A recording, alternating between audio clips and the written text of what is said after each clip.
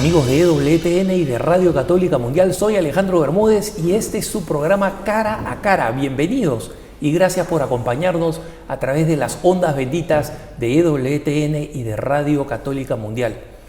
En este programa tengo la bendición de estar en un lugar muy especial. Estamos en la sala capitular de la Catedral de San Sebastián en el norte de España y estamos con el obispo José Ignacio Munilla para hablar de un tema muy importante que solo él puede responder y no yo, y es el tema de qué cosa es un obispo y qué cosa hace un obispo. Monseñor, bienvenido al programa. Muy bien, muchísimas gracias por vuestra presencia entre nosotros. Y gracias por aceptar la entrevista. Encantado. Monseñor, existen múltiples preguntas sobre qué cosa es un obispo. Desde el punto de vista histórico, desde el punto de vista teológico sacramental y desde el punto de vista práctico, ¿qué cosa hace un obispo? Entonces, ¿por dónde le gustaría comenzar a responder la pregunta ¿qué es un obispo? Pues bueno, cuando yo voy a una parroquia, cuando vas a una parroquia y entonces haces una visita pastoral y te encuentras con las familias, con los niños, ¿no? Y entonces ahí la pregunta es ¿y qué es un obispo, no? Pues hombre, pues la verdad es que lo que me suele pedagógica y catequéticamente lo que me gusta explicarles, ¿no?, a las familias y a los niños es el tema de la sucesión apostólica. Decirle a alguien, mira, un obispo es el sucesor de los 12 apóstoles que eligió Jesús. Y le suele decir a los niños, ¿a ti quién te bautizó? A don Juan. ¿Y a don Juan quién le hizo cura? Pues el obispo. ¿Y a ese obispo que le hizo cura a Juan, quién le hizo obispo? Pues otro obispo anterior.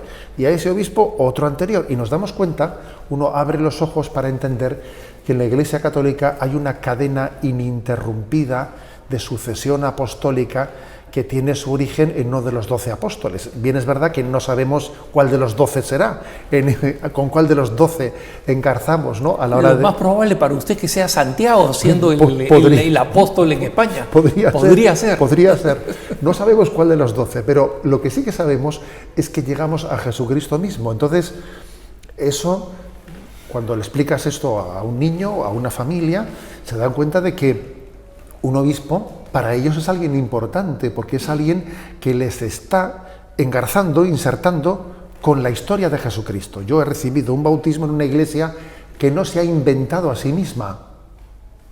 No somos inventores de nuestro propio ministerio, sino que lo hemos recibido, ¿no?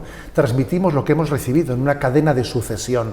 Eso creo que es una manera pedagógica de explicar así de entrada, ¿no?, la figura del obispo, porque no es algo ajeno a nuestra propia vida cristiana, estamos insertos, ¿no? La diferencia entre una secta y la Iglesia es que la secta, como su propio nombre indica, ¿no?, está seccionada, o sea, es decir, no ha continuado, ¿no? Cuando viene alguna secta y te hace una visita, etcétera, pues me suele gustar preguntar, ¿y ustedes cuándo nacieron? Y es curioso, porque las sectas les suele gustar ocultar su fecha de nacimiento. Usted pregúntele a un testigo de Jehová, por ejemplo, cuándo nacieron los testigos de Jehová, le intentará ocultar que su historia es de poco más de 100 años. Intentará decir que estaban ya presentes porque obviamente la única iglesia verdadera pues puede ser la que fundó Jesucristo, no la que se inventó a sí misma en el siglo XIX o en el siglo... Por lo tanto, un obispo es garante de que no nos inventamos a nosotros mismos, sino que un obispo es garante de que somos lo que Jesús dio a luz, y Jesús dio a luz a su iglesia. Cuando dijo, haced esto en memoria mía, cuando dijo, id por todo el mundo predicando el Evangelio, cuando eligió a esos 12 apóstoles en una imagen, en una referencia muy evidente a las 12 tribus de Israel del Antiguo Testamento, refiriendo que este iba a ser el nuevo pueblo, los 12 apóstoles, las 12 tribus, ¿no? Y creo que esa es la figura del obispo. Monseñor, ¿podría explicarnos un poco desde el punto de vista sacramental? Porque el el orden episcopal no es un sacramento, forma parte del sacramento del orden sacerdotal. Entonces, ¿cómo está organizado el orden sacerdotal y cuál es el papel del obispo en el sacramento del orden sacerdotal? Sí, hay que decir que el orden sacerdotal tiene 3 niveles, ¿no? El diaconado, el presbiterado y el episcopado. Por lo tanto, digamos que el episcopado es pues, el máximo grado, tiene la plenitud del sacerdocio. El obispo tiene la plenitud del sacerdocio. Eso está muy claramente expresado en la celebración de los sacramentos, porque el diácono puede celebrar algunos de los sacramentos, puede celebrar el del bautismo, puede celebrar el del matrimonio, pero el diácono no puede administrar el perdón de los pecados, no puede hacer la unción de enfermos, no puede hacer la Eucaristía. El sacerdote, sin embargo, sí puede hacer esos sacramentos, pero no puede, sin embargo, confirmar si no tiene una delegación especial y, sobre todo, no puede hacer la ordenación de los sacerdotes. Con lo cual, digamos que se expresa claramente en que el obispo tiene la plenitud del sacerdocio, en que él puede celebrar los 7 sacramentos. El presbítero, sin embargo, celebra 5 de los 7, y el diácono, sin embargo, celebra pues, el del matrimonio y el del bautismo. O sea, eso está claramente expresado en esa celebración parcial o total de los 7 sacramentos, que es el obispo, no únicamente el que tiene la responsabilidad de cuidar de que sean bien celebrados, sino que tiene la capacidad de celebrarlos en su integridad. Monseñor, hablando del aspecto subjetivo por un momento, ¿qué significó para usted el llamado al servicio episcopal? Usted era un sacerdote, tenía su apostolado, párroco, tenía su programa de radio muy popular en Radio María. Un día lo llaman de la Nunciatura Apostólica y le proponen ¿qué cosa? Pues sí, sí es cierto, sí. Yo me hice sacerdote con 24 años. Yo con 24 años ya era sacerdote, y fueron unos años de sacerdocio maravillosos, en una población que se llama Zumárraga, que especialmente los oyentes de México, el nombre de Zumárraga pues les es muy cercano a ellos, ¿no? Pues Fray Juan de Zumárraga. Bueno, pues yo allí fui sacerdote 20 años, desde mis 24 años hasta mis 44 años. La verdad es que además era párroco no de la parroquia central, sino de una pequeña parroquia de un barrio. Obviamente no parecía, ¿no? O sea, yo no estaba en el horizonte de mi vida pues el poder ser obispo. Supongo que el tema de la radio, que al haber sido conocido por hacer programas de radio, etcétera, algo tendría que ver, ¿no? A la hora de que la Iglesia pues conociese a un presbítero que estaba por allí, ¿no? Pero mi forma de acceso, ¿no?, al episcopado no fue, pues como generalmente suele ocurrir, pues que uno ha sido vicario episcopal, o que ha tenido puestos de responsabilidad pues en la docencia o en el seminario. No, mi forma de acceso, la verdad es que fue desde una pequeña parroquia, ¿no?, de un barrio. Y quizás también eso ha caracterizado un poco mi vida, porque es verdad que yo creo que entre los obispos hay también sus carismas, y es bueno que los haya. Hay obispos pues, que son muy intelectuales, conocedores del derecho canónico, otros que se han movido más en un ámbito pues del gobierno de la Iglesia, han sido vicarios generales. Y bueno, pues quizás el carisma que a mí me acompañaba era un poco el de la catequesis, el de ser un catequeta públicamente, ¿no? Pero que también es un aspecto muy importante, ¿no?, en el ministerio episcopal. Ese ser sacerdote, profeta y rey, esos 3 ministerios del munus episcopal, pues lo primero que tiene que ser un obispo es predicador de la palabra. Quizás ese era pues, el cultivo principal que yo había tenido como sacerdote, ¿no? No tanto igual el de regir, el del gobierno de la Iglesia. Y sí que voy a decir que quizás para mí, por ese carisma que yo tenía, lo más gozoso es la predicación de la palabra. Lo más duro, yo creo que para todos los obispos, pero igual para mí un poco más, lo más duro es el gobierno. Lo más duro es el gobernar, porque obviamente tienes que tomar decisiones que requieren también pedir sacrificios a las personas. Entonces, el gobierno de la Iglesia es una cruz, que obviamente hay que abrazar con decisión, pero sin que el gobierno absorba totalmente a la vida del obispo y deje de predicar, porque también eso sería un riesgo. Tiene que haber un equilibrio entre el triple munus, ¿no? Un equilibrio entre ser predicador de la palabra, ser aquel que gobierne y discierna y aquel también que santifique a su pueblo en la celebración de los sacramentos. Tiene que haber un equilibrio. En mi caso, la predicación de la palabra pues era mi hábito adquirido, lo que me facilitaba. Llegó el momento en el que fui llamado, luego con perplejidad, ¿no? Con perplejidad, y en ese momento pues uno puede tener su duda interior. Le voy a contar la anécdota de cómo fue ese momento, porque yo estaba reunido ahí en Zumárraga con mis compañeros sacerdotes y sonó el móvil y dije, me llama alguien de Madrid.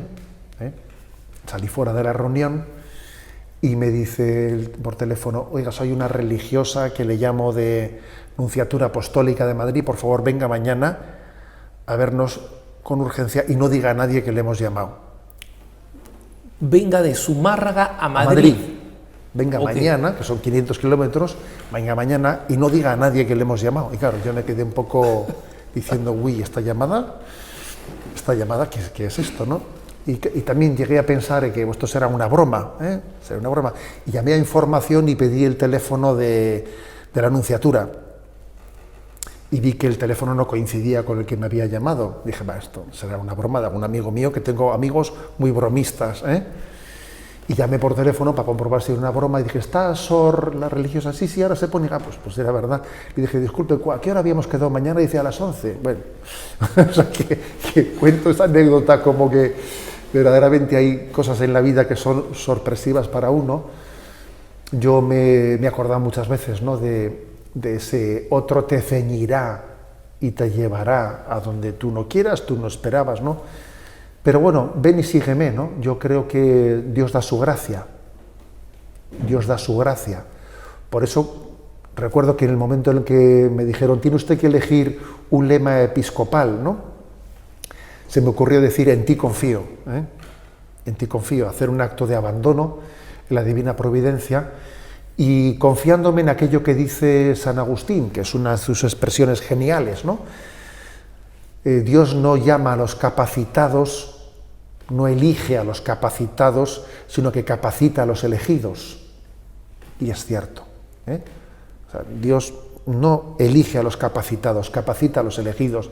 Te llama y en un momento determinado lo pasas mal. Recuerdo que los primeros meses de episcopado fueron duros para mí. Fueron duros porque fui elegido obispo de Palencia, en primer lugar, antes de venir a San Sebastián como obispo. Y recuerdo que, claro, los primeros meses recibía tal cúmulo de visitas, me contaban tantas cosas, que era imposible que yo tuviese la capacidad de procesarlas todas, ¿no? Y me sentía un poco sobreexcedido, ¿no? Sobreexcedido. O sea, habiendo sido párroco de una pequeña parroquia de una población. Lo pasé un poco mal los primeros meses, pasaron 3 o 4 meses y ya Dios me dio, no sé, la gracia de sentirme más asentado. Y fue como decir, a ver, los que me han hablado los 3 primeros meses que vuelvan a pasar y me lo cuenten otra vez. Porque bueno, no, necesité como ese tiempo de 3 o 4 meses en los que sufrí, de cambio de parámetro tan grande, ¿no? Cambio de parámetro tan grande, pero finalmente Dios te dio la capacidad de encajar las cosas, y de no agobiarte, y de decir, no estoy aquí yo contigo, pues tú tranquilo, ¿no? O sea que esos pequeños tragos también forman parte de la vida, pero Dios ayuda, ¿no? Y te deja, y en cada momento sientes su consuelo y su compañía y su protección.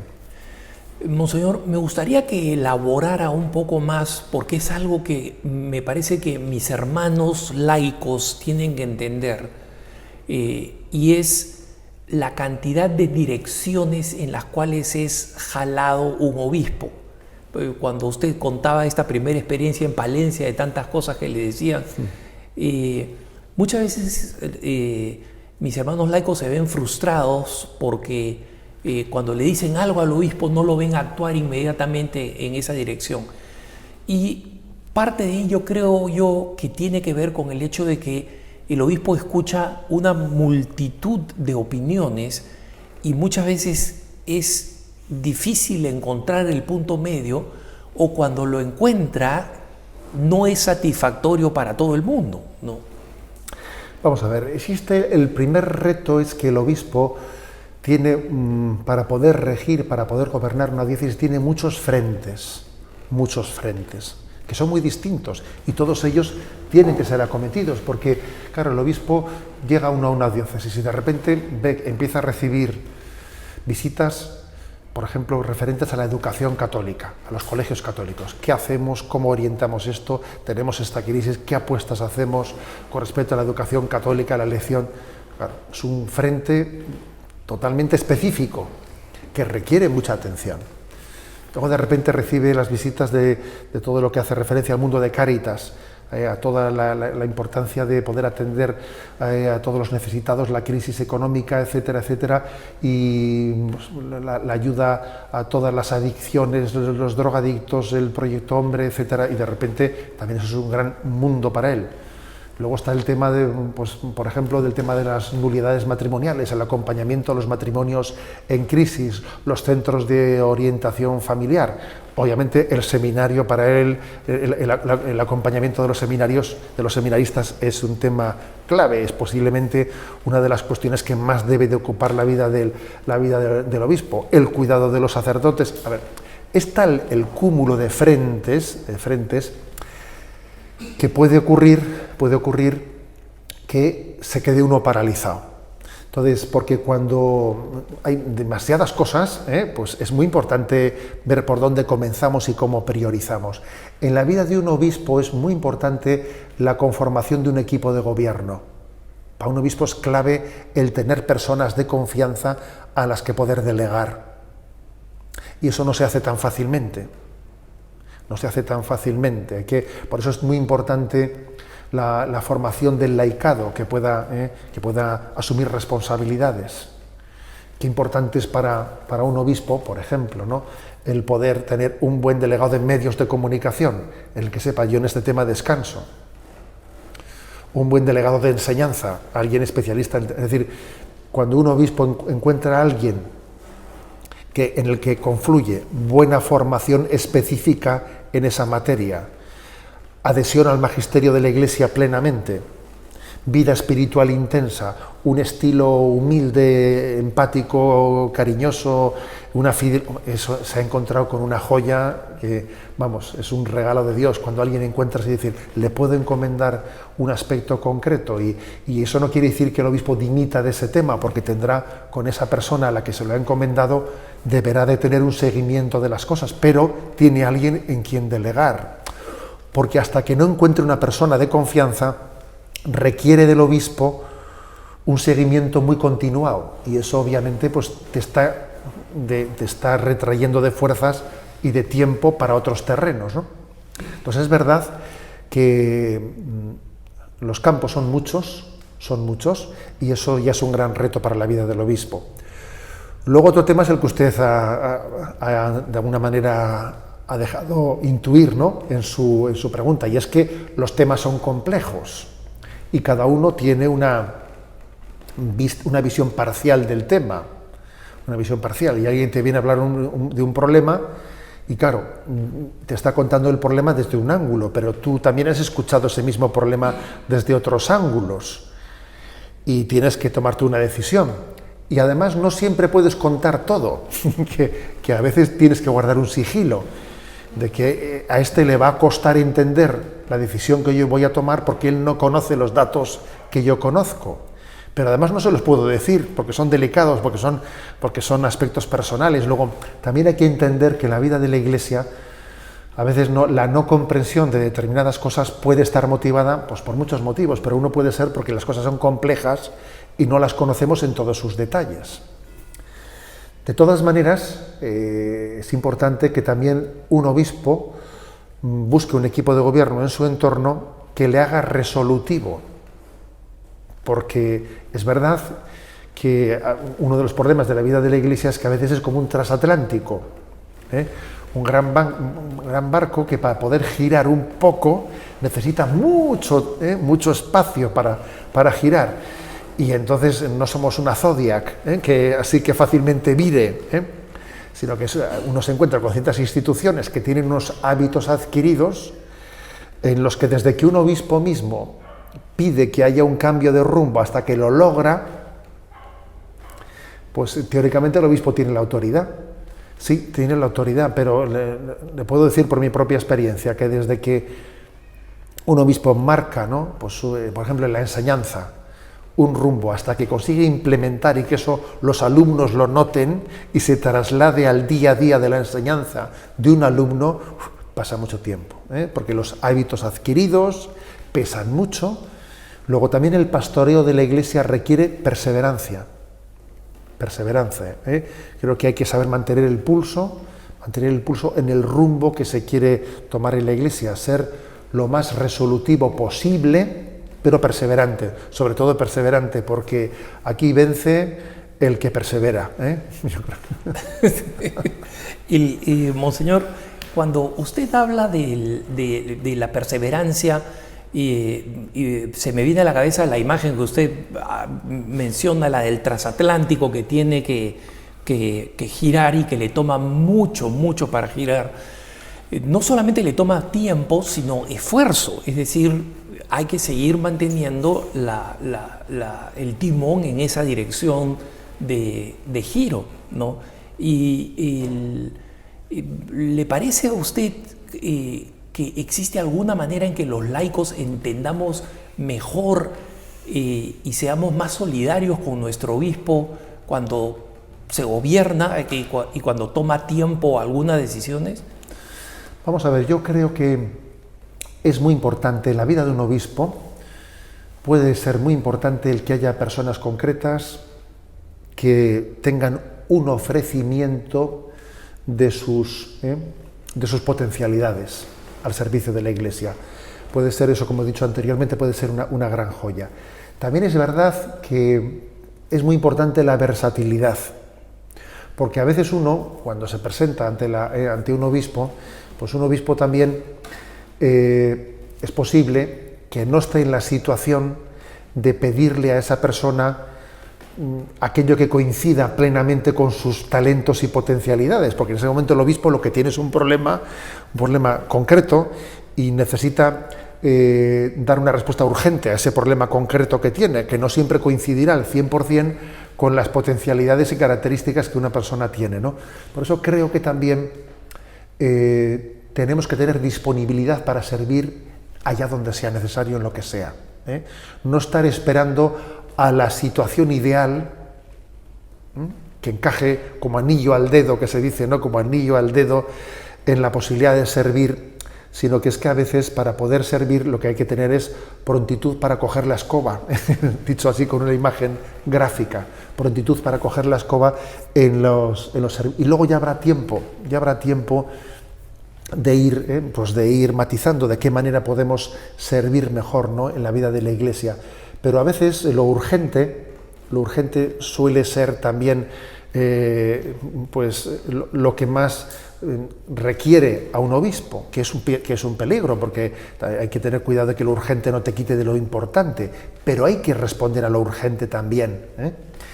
Por eso creo que yo a los laicos les diría, les comparto un poco esta experiencia mía para que también entiendan por qué un obispo a veces en su manera de gobernar la Iglesia pues quizás tiene ciertas opciones, ciertos caminos que no siempre coincidirían con lo que el laico entiende de por dónde habría que empezar, porque posiblemente al obispo también hay determinadas urgencias, incendios, situaciones que le están de alguna manera requiriéndole una respuesta en ese campo concreto. Yo creo que esa colaboración, esa disponibilidad es muy importante. Y voy a decir también, como experiencia propia, que un obispo ha recibido un carisma de gobierno para la vida de la Iglesia y creo de verdad, ¿no?, pues en la gracia de Estado, que Dios te da una gracia de Estado para poder llevar adelante ese cometido, pero de verdad lo digo, por propia experiencia, que dentro de esa gracia de Estado está también la ayuda que uno recibe a través de los colaboradores, que es impresionante tener colaboradores fieles, y cuando digo fieles es no aduladores, porque un colaborador fiel es el que es capaz de decirle al obispo: señor obispo, yo creo que esto es un error, creo que es un error.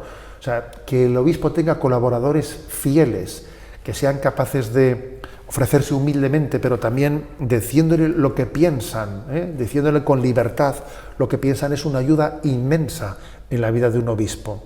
Un equipo de gobierno, unas personas al servicio del obispo a un nivel más cercano o más lejano, pero que tengan una colaboración en la fidelidad de buscar la verdad, no buscar el quedar bien ni el ser bien percibidos, ¿no? Sino que les mueva el amor a la Iglesia, que sea el amor a la Iglesia el que mueva a los laicos y a los sacerdotes y a los seminaristas y a los religiosos, ¿no?, en su relación con el obispo. Creo que eso es importantísimo.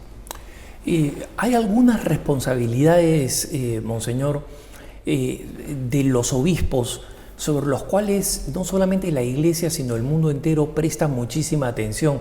Después del corte me gustaría abordar alguna de esas responsabilidades. Estamos con Monseñor José Ignacio Munilla, obispo de San Sebastián, en España. Este es su programa Cara a Cara. No se vayan, que ya volvemos.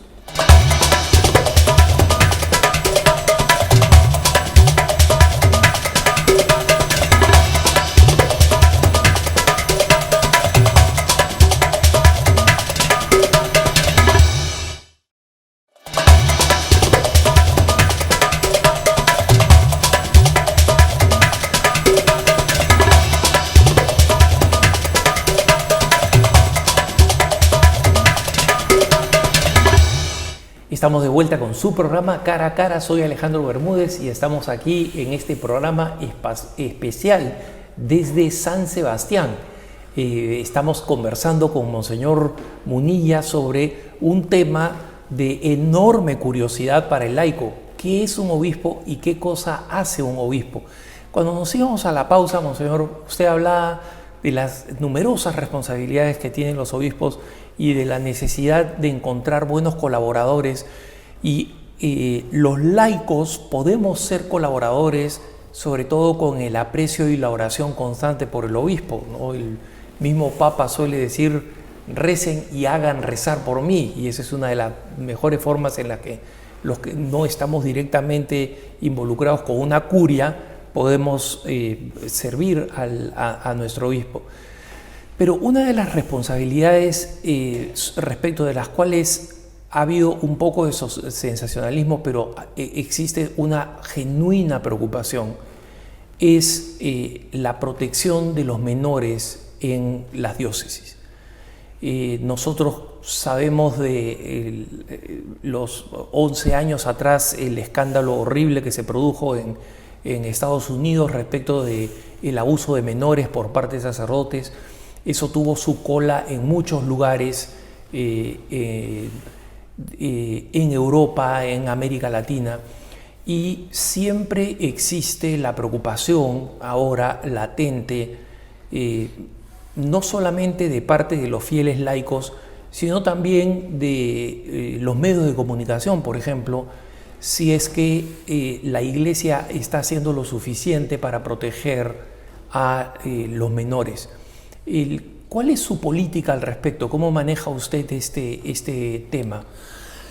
Bueno, pues también obviamente, ¿no?, hemos tenido algún caso en el que nos ha tocado abordar sí, frontalmente esas situaciones. Es verdad que quizás el nivel en el que hemos vivido nosotros pues ese gran reto no ha sido un nivel tan fuerte como el que ustedes han vivido en Estados Unidos o como el que se vivió en Irlanda, ¿no? Pero no es cuestión cuantitativa, es cuestión cualitativa, aunque cuantitativamente hablando pues el problema sea inferior, basta, ¿no?, que haya un solo caso para que cualitativamente hablando nos sintamos llamados a hacer de ello una ocasión de conversión, ¿no?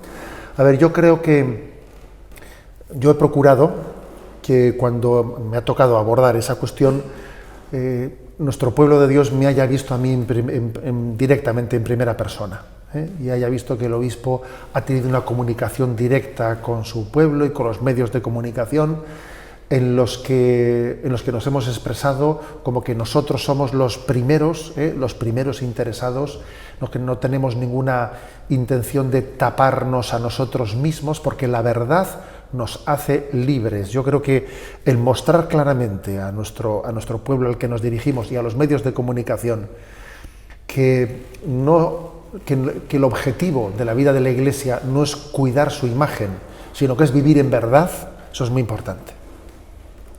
El error clave ha podido ser el que el primer objeto de preocupación sea el de la imagen de la Iglesia. No, el primer objeto de preocupación tiene que ser el responder a la verdad que Dios quiere para nosotros, porque Dios nos conoce. Entonces, ¿de qué me sirve de que los medios de comunicación no me conozcan si Dios me conoce? Mi público es Dios, no los medios de comunicación. Yo creo que este es el primer tema clave, ¿no?, para mostrar delante del mundo y con toda la...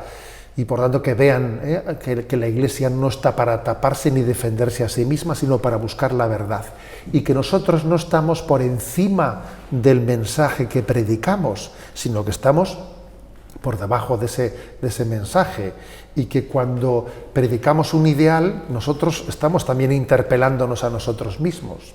O sea, creo que eso es muy clave en este punto. En segundo lugar, creo que también...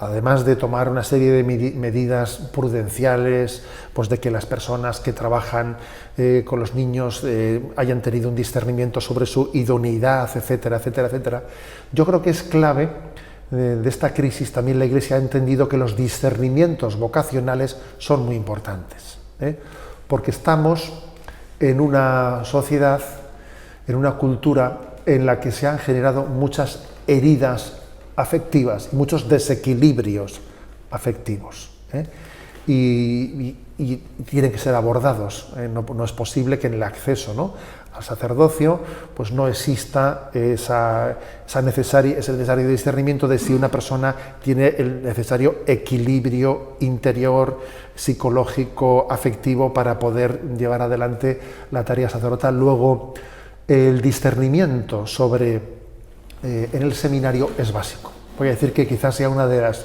principales ocupaciones de este obispo. Mi diócesis no es muy grande, gracias a Dios un obispo en San Sebastián se puede permitir, pues yo dedico una noche a la semana, todos los lunes a la noche, los comparto con los seminaristas. Les visito, rezo vísperas con ellos, ceno con ellos, tengo una tertulia. Tengo la costumbre de tener una tertulia todos los lunes a la noche con los seminaristas, en la que además les traslado a ellos las preguntas que he recibido de los fieles en los medios de comunicación y en la radio, y las consultas espirituales, para ver ellos cómo las responderían, en un ejercicio también de educarnos en ver cómo vemos la realidad y cómo somos capaces de... Y ahí se va conociendo a la gente en su manera de hablar, de reaccionar. Duermo con ellos en el seminario, al día siguiente pues hago con ellos la oración, celebro la Eucaristía y ya retorno, ¿no? O sea, ese dedicar un día a la semana al seminario por parte del obispo, yo creo que es clave, porque los problemas hay que abordarlos donde estén, pero cogiéndolos de raíz siempre, para que de raíz pues tengamos los cimientos bien puestos. Porque una cosa es que acertemos en cómo abordar un problema ya generado, pero hay que tener cuidado de que no se siga generando, ¿no? Luego el cuidado del seminario yo pienso que es básico y esencial. Hay una vinculación que en muchos ámbitos seculares, y esto repercute en lo que presentan algunos medios, y terminan influyendo en dudas en algunos católicos, que conectan el hecho del abuso sexual de menores con el celibato, y dicen que si el celibato no fuera obligatorio para el sacerdote, este otro problema no existiría. Sí. Obviamente, y también existen, digamos, determinados sectores anticlericales que desearían que existiesen más casos de abusos en el seno de la Iglesia, porque de alguna manera alimentarían su visión antieclesial. Eso existe, y la utilización de esos casos pues para hacer ideología, porque es así, hay utilización para la ideología, es patente. Decir, por ejemplo, decir que el problema está en el celibato, pues la verdad es que no tiene capacidad de ser sostenido si nos damos cuenta de que el lugar preponderante de los abusos de menores es el seno de la familia, donde sabemos bien que no existe tal ley del celibato. Si el lugar preponderante en el que están teniendo lugar los abusos de menores es el entorno familiar, ¿cómo podemos ligar los abusos al hecho del celibato? O sabemos también que en determinados lugares en el que conviven confesiones eclesiales que no tienen el celibato y el rito latino católico que tiene el celibato, sabemos que el nivel de casos de abusos no es inferior entre el clero casado, ¿no? Solamente ese dato bastaría, ¿no? Bastaría ya para responder. Es muy triste comprobar, pero hay que contar con ello, que a veces parece que el mal, más que combatirse, más que en su raíz, se intenta utilizarlo para causas ideológicas. Entonces, bueno, pues yo creo que hay que permanecer firmes en nuestro camino, en nuestro propósito, pero es obvio que el celibato es un don de Dios. La clave está en que el celibato lo abrace aquel que tiene el don del celibato.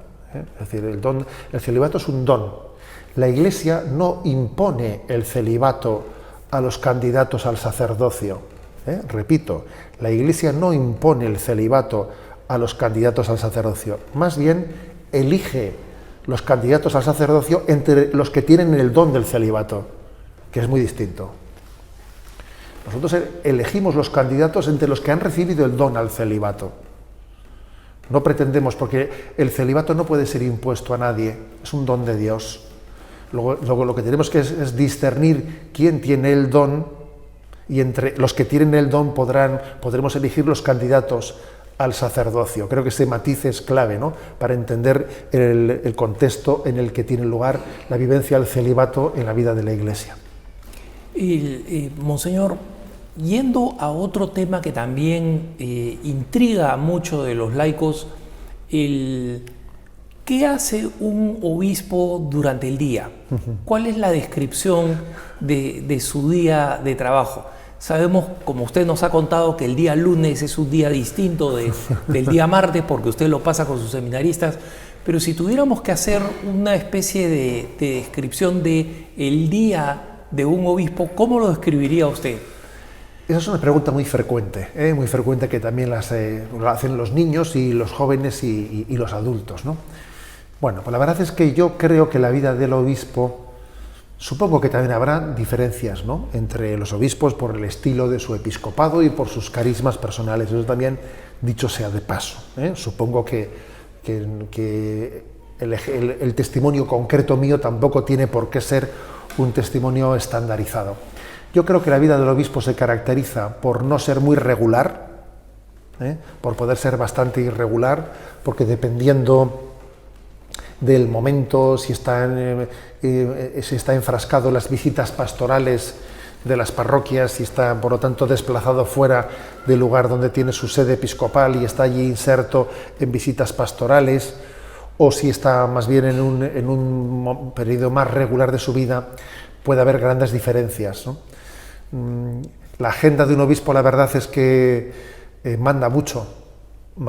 Yo suelo decir que yo nunca he obedecido tanto como desde que soy obispo. Yo lo digo de verdad. Cualquiera diría que manda más. Sí. Yo nunca he obedecido tanto como desde que soy obispo. Pues porque la agenda de un obispo tú no la decides. Bueno, tienes un margen de decisión, pero bastante limitado, ¿no? Luego hay una obediencia, a tantas llamadas que se requieren de un obispo. Y lo lógico es que él tenga una prontitud para el sí, aunque en ocasiones tendrá que decir que no, pero lo lógico es que tenga una prontitud para el sí. En mi caso concreto puedo decir que también puede haber alguna, dentro de ese horario suelo dedicar después de la oración, la primera hora de la mañana a la radio, a esa participación en la predicación en la radio. Después de ella celebro la Santa Misa y después, generalmente, si no estoy desplazado por visitas pastorales, suelo estar en el propio obispado, recibiendo todas las visitas que uno tiene en su agenda. Y por las tardes suelo estar en mi casa, recibiendo también otro tipo de visitas, quizás ya no tan institucionales, sino más personales. Más visitas en las que igual se requiere más discreción, las llevo a la tarde. Pero también muchas veces los desplazamientos son totalmente necesarios, pues para la visita de los sacerdotes, para la visita de tantos lugares de evangelización que la vida de la Iglesia lleva adelante. Yo creo que en la vida de un obispo no hay 2 días iguales. No hay 2 días iguales. La irregularidad tiene sus peligros. Porque cuando uno tiene una vida un poco regular, parece que tiene las cosas perfectamente encajadas, ¿no? Aquí la oración, aquí esto, aquí lo otro. Cuando tienes una agenda un poco irregular que de un día a otro puede cambiar bastante, es importante que uno luche por salvar lo fundamental. Por decir, la celebración de la Eucaristía pues es la columna vertebral. Porque es curioso, un obispo en ocasiones celebra la Eucaristía de una manera solemne en la catedral, y algunos días de semana la celebra él en su capilla, él solo con su secretario, a solas. Y más de una vez, volviendo a casa, pues a las 12 de la noche, él solo en su capilla, porque no va a terminar el día sin celebrar la misa, y a las 11 de la noche, yo a las 12 de la noche antes de acostarme, me he visto celebrando la Eucaristía más de un día, llegando de un... y allí sin secretario siquiera. Y allí sin secretario siquiera, allí yo mismo. Eso es así, porque entiendo que no voy a vivir ningún día de mi vida sin Eucaristía, y es lo más importante que puedo hacer. Entonces, es un reto, cuando la agenda puede ser muy irregular, es un reto el que uno no sea parte de lo esencial y dé un lugar para los momentos claves, porque el obispo tiene que luchar por la oración. El obispo tiene que luchar por la lectura, porque es muy fácil que un obispo abandone la lectura, porque claro, tiene tantas cosas a las que tener que responder, pero es muy importante que mantenga un nivel de lectura en su vida, para que no se empobrezca en la predicación, para que no deje de formarse, o sea, para que tenga conocimiento de muchas cosas, ¿no? Un obispo debe de leer. Y hoy en día, con la llegada de Internet, tenemos un gran peligro de picotear, y no formarnos bien. Luego hay que luchar por la oración, hay que luchar por la lectura, y creo que hay que priorizar los encuentros personales, porque hay muchas cosas que tienen que ser tratadas en el tú a tú. Los consejos están muy bien, consejo de esto, consejo del otro. Un obispo tiene montones de consejos, y son muy importantes los consejos, pero consejos económicos, consejos de organismos distintos, consultivos, que ayudan a la vida de un obispo, con los cuales él tiene que juntarse. Pero luego tiene que haber encuentros personales, y especialmente con sus sacerdotes, ¿no? En los que se pueda hablar de cómo estamos, qué tal estás, porque al final el sacerdocio se juega muchas veces en nuestra situación vital, existencial, en cómo está uno. Luego yo creo que el obispo tiene que invertir el tiempo necesario para tener, ¿no?, pues, encuentros personales con sus sacerdotes. Y obviamente pues con todos los laicos que pueda, pero obviamente priorizando pues la relación sacerdotal. Usted tiene un hermano que también es sacerdote, su hermano mayor. ¿Forma parte de su clero? Sí. ¿Está bajo su responsabilidad? Es curioso eso, ¿verdad? Tiene 1 año y medio más que yo, es de este propio presbiterio. Él fue además director de Radio María en España 7-8 años, pero ahora ya está retornado a la diócesis conmigo. Es mi hermano mayor, es mi hermano mayor y yo soy su obispo. Y les aseguro que manda más el hermano mayor que el obispo, eso se lo aseguro. Bueno, pues una anécdota. Yo recuerdo varios obispos me han dicho a mí: qué suerte tienes, qué suerte tienes de tener ese hermano sacerdote. Porque la vida de un obispo tiene el peligro de tener una cierta soledad, una cierta dificultad de relación personal, porque si un obispo tuviese algunos amigos particulares dentro de su clero, eso no estaría muy bien visto. Un obispo sería problemático. Sería problemático. Sin duda. No sería prudente que un obispo tuviese amigos particulares dentro del clero. Sería prudente. Pero sin embargo que un obispo tenga una relación personal con su hermano, eso es totalmente comprensible y lo entiende todo el mundo, ¿no?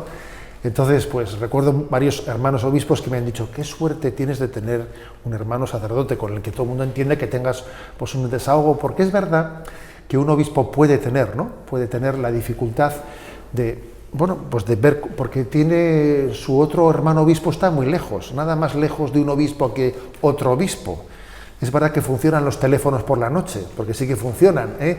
Hay llamadas interepiscopales, pero un teléfono siempre es un poco frío, y entonces esa cierta soledad de un obispo pues puede tener la necesidad, vamos, puede ser un regalo muy grande en mi caso, ¿no?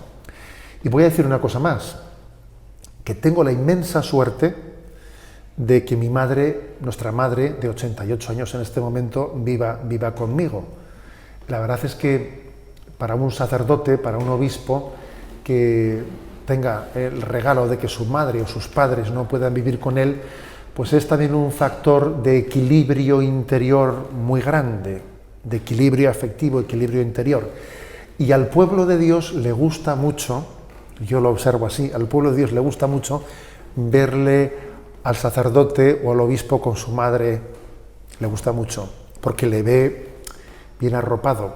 Y de vez en cuando pues yo acudo con ella a algunas confirmaciones o a lo que sea, ¿no? De vez en cuando le veo que ella dispone de tiempo, viene conmigo y observo que cuando pues nuestro pueblo ve esa faceta humana del sacerdote, del obispo, acompañado por sus padres, ¿no? En mi caso por mi madre anciana, nos hace un gran bien, porque nos damos cuenta de que ¿qué es un obispo?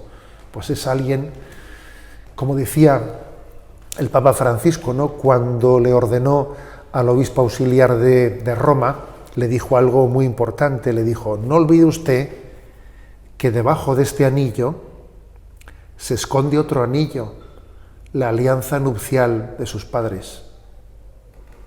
Y es cierto, o sea, me pareció una imagen, y se lo dijo en el momento de ponerle en plena ceremonia, porque nuestro Papa Francisco es así, en plena ceremonia de consagración episcopal, en el momento en que le ponía el anillo, le dijo, no olvide usted que detrás de ese anillo se esconde dos alianzas nupciales, que es expresión de esa alianza esponsal con Jesucristo. Luego también quiero decir que eso para mí es un regalo. Soy un obispo que detrás de este anillo tiene otro. Tiene unas alianzas de unos padres que me han dado el testimonio de fidelidad y me han enseñado que la fidelidad también supone abrazar la cruz, pero no de una manera amargada, no, sino con gozo, con alegría, porque he recibido el testimonio de unos padres que han renunciado a todo, han renunciado a sí mismos y han sido felices. Yo no recuerdo jamás haber oído que mis padres ni se fuesen ni de vacaciones ellos ni nada, siempre estaban totalmente entregados a sus hijos, ¿no? Pero su felicidad consistía en la plena entrega de su vida y entonces eso, pues un obispo, pues ¿qué más quiere? Pues ese es el testimonio que necesita, ¿no? Para poder pastorear a su pueblo. Uno pastorea al pueblo que se le ha encomendado como fue pastoreado por sus padres en el seno de la familia, porque se da lo que se ha recibido, en gran medida. Luego hay que decir que en el pastoreo de la Iglesia nuestros padres tienen una parte importantísima. El episcopado es un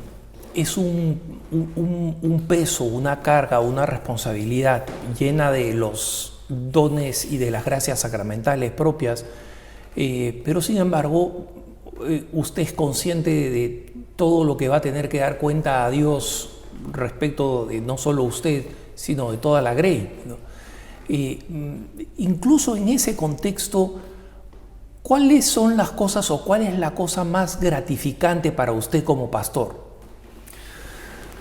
Pues quizás en cuanto a ese aspecto concreto, en mi caso concreto, sin duda alguna, lo que más alegrías me ha dado, las mayores de las alegrías, pues ha sido la predicación de la palabra a través de la radio, de Radio María, de los medios de comunicación, creo que, o de las redes sociales. Quizás ha sido el aspecto más gratificante. Es difícil que el aspecto más gratificante sea el del gobierno de la Iglesia, porque gobernar siempre conlleva muchas cruces. Es difícil que eso sea lo más gratificante, ¿no? Pero este aspecto de observar cómo la palabra de Dios cambia las vidas, cómo el encuentro con Jesucristo hace felices a los corazones. También le voy a decir que mantengo todas las semanas 2 horas de confesionario. No me es fácil, y de hecho para poder mantenerlo lo mantengo de 10 a 12 de la noche, que ya sé que es una hora poco habitual para confesar, pero como es la hora en la que yo puedo comprometerme sin fallar, pues yo confieso los sábados por la noche de 10 a 12 de la noche, ¿no? ¿Y tiene clientela? Sí, en la capilla de la adoración perpetua, allí confieso. Entonces, a ver, pues también también la celebración del sacramento del perdón es uno de los momentos en los que un sacerdote, un obispo puede tener mayor alegría. Cuando Dios te permite ser testigo de la resurrección del alma, que eso es lo que es, ¿no? El perdón de Dios en alguien que vivía en el pecado, ¿cuántas veces uno puede decir, bendito sea Dios, ¿no? Yo daría toda mi vida por haber podido asistir a este parto, como he asistido. Dios te da la gracia de asistir a un parto y en ese momento, pues quiere decir que posiblemente esas son las mayores alegrías. Procuro también no dejar algo del ministerio de los ejercicios espirituales. Como eso es un poco peligroso para un obispo, tengo puesto una autonorma de que más que 2 tandas al año no doy, porque claro, si estaría dando todas las tandas, pues que se me pide, me estaría ausentando indebidamente. Entonces, al año doy 2 tandas de ejercicios. Y también soy hijo de San Ignacio de Loyola. En esta diócesis nuestra de San Sebastián es la diócesis natal de San Ignacio de Loyola. El santuario de Loyola está aquí muy cerca de la capital de San Sebastián. Soy hijo de los ejercicios espirituales. Los he hecho anualmente desde que tenía 16 años. Y también en la predicación de los ejercicios creo que es de los momentos más gratificantes.